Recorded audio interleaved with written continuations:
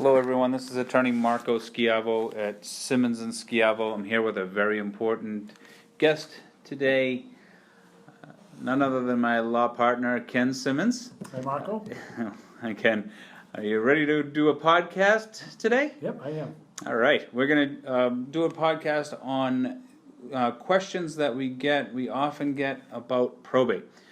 So Kenny, just tell us what is probate? That's a question that we get a lot from clients. Yeah, I think the easiest way to describe probate is sort of the court process to get assets from a decedent to their beneficiaries.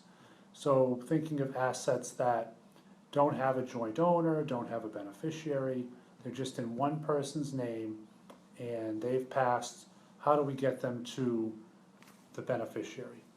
We need the court's help, and that's essentially the probate process. Okay, how long does it take? We get that question all the time as well. I think a minimum is 12 to 13 months, but more realistically on average in this area, 18 to 24 months is a pretty fair estimate.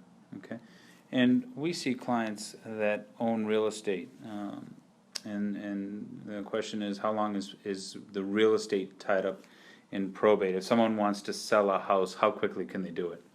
So I think, you're not tied up during the whole probate process, but the problem you've got is you essentially have a minimum of about 4 to 6 months before you can legally sell it through the estate. So during that time, the property's typically vacant, it's harder to keep insured, you have carrying costs and are essentially frozen during that 6-month period.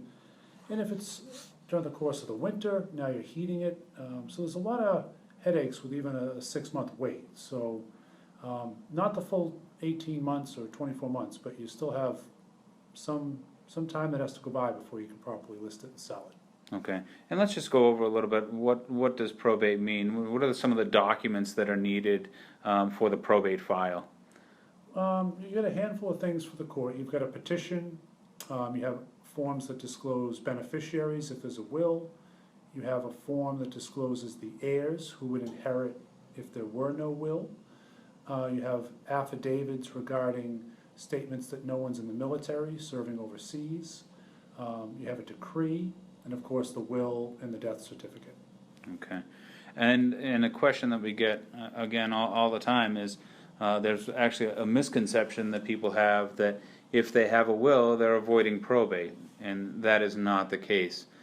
Explain to us a little bit about why that's not the case. Yeah, I think there's confusion on the fact that you do a will, you designate your beneficiaries, therefore, the will's in effect when you sign it. And the will's really just, it's valid, it's applicable, but it's not creating any authority or direction until it actually goes through the court process. Mm-hmm. So people without a will, you file your probate proceeding, and who inherits is determined by statutory layouts.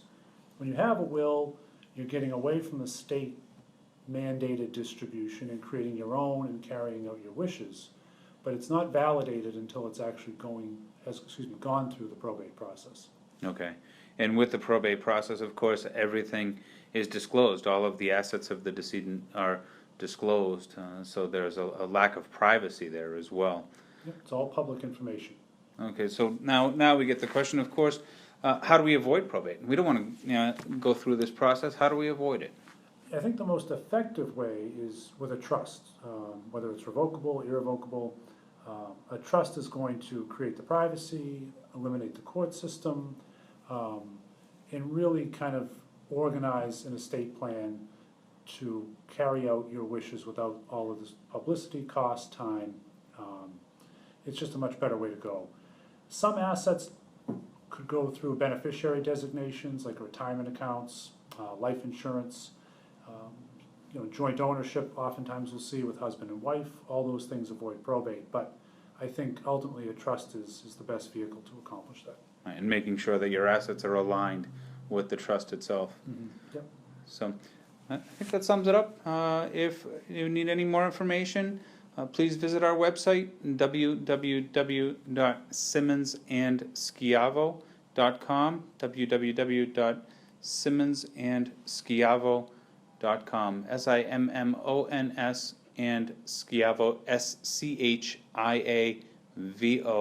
or call us at 781-397-1700. Thank you.